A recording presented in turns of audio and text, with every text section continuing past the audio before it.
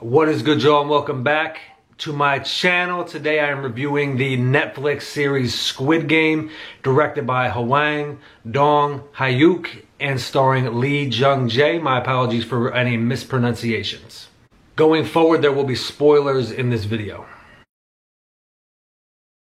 The show is about 456 people in debt in a different variety of ways, but largely in debt nonetheless, given the option to play for otherworldly money children's games like Red Light, Green Light, Tug of War, Marbles, and Korean games I had never heard of like Squid Game. The only difference is if you lose these games, you die, and in this series you die in a very brutal fashion. Motivation of the games being played obviously is for these players to win this astronomical, unthinkable amount of money. But little do they know they are being used to entertain the rich of the world. And they are being guarded by also characters that are also being used by the rich and the elite. The guards, who I'm sure anyone who's seen the trailers have seen in these iconic pink uniforms.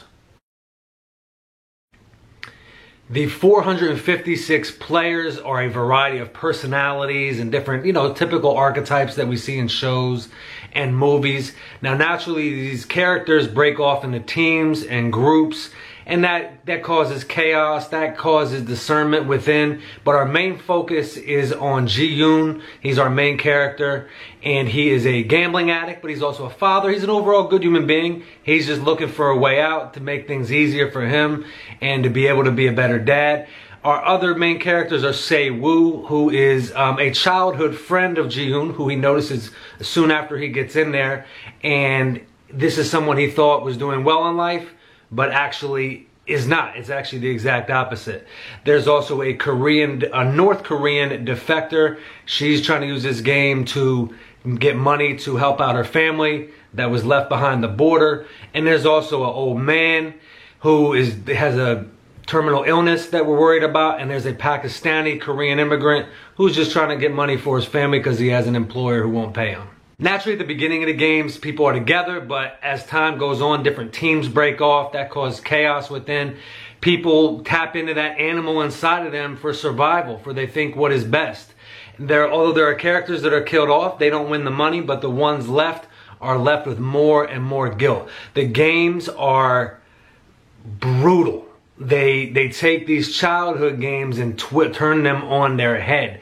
Now, some games you join up with your team and you're doing that as a thing together. So you're like, oh, the next game is going to be the same. No, they're going to be using you to pin you against one of your teammates to force you to have to make a decision. They're trying to morally compromise you and break you down mentally as you go. So when you're killing people that you don't like, even though you're not a killer, when you're killing people like, it's a little bit less worse. But then when you're killing somebody you do like, when you're deceiving them, it's a different feeling. In the end, of course, the showdown in the last game is Squid Game, which I'll talk about toward the end of the video and how I felt about it. Although the games are brutal and well calculated, the blood and gore is in this movie. I love Korean extremeness in stuff. I got into Korean cinema a few years ago when I saw Parasite, and then I went back and watched other Bong Joon-ho movies and other Korean movies, and I love their extreme. They have a sense of humor, and they have a good balance of humor with trauma and drama, and blending it together and make it kind of seamless. They're very good at that. And this show does a great job of it. Now, the characters are very well written and well liked, especially the main group. Some of the other, we'll get into that in a second, but our main characters are very well written characters, and you begin to like them. You begin to enjoy spending time with them and care about them, and then they die. As someone who's interested in social issues and things like that, the class warfare thing I really did like, how the rich are using the poor to entertain themselves. They kind of keep them down, and it's just an ongoing game that continues. And it's kind of sick, but in this it's very well done. It's been done before, of course, in Hunger Games, and the original originator of this idea is Battle Royale, which I think Hunger Games ripped off, but that's another subject. But oh yeah, all the characters are very likable. I also really like the actor who played Ji-yoon, and I just those pink uniforms were iconic. And the guards who wore the pink uniforms, they were silent, but their disconnectedness was a bit uneery at times. The fact that they had nothing to say. Not much I didn't like about the show.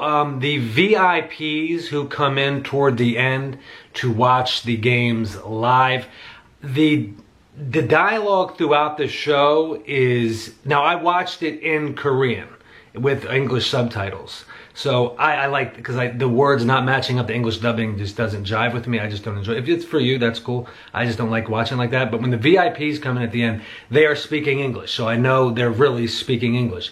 But the dialogue is very clunky. It's very elementary. I don't know if it's because Korean writers are writing for, you know, I don't know if these guys are Americans. It doesn't really say. But they're obviously English-speaking people. Most of them look to be like white Americans. That's what they sound like, and the dialogue's a little bit clunky.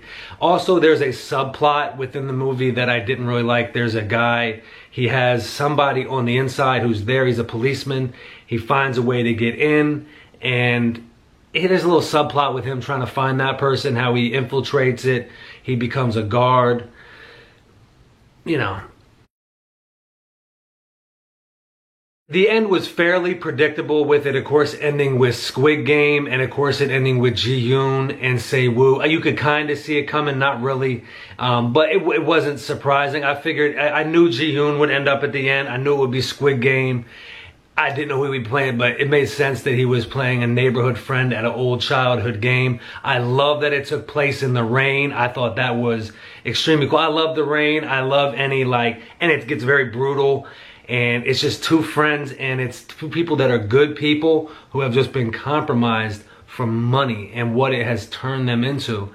And naturally, each character is just, they're good people, they're destroyed at the end.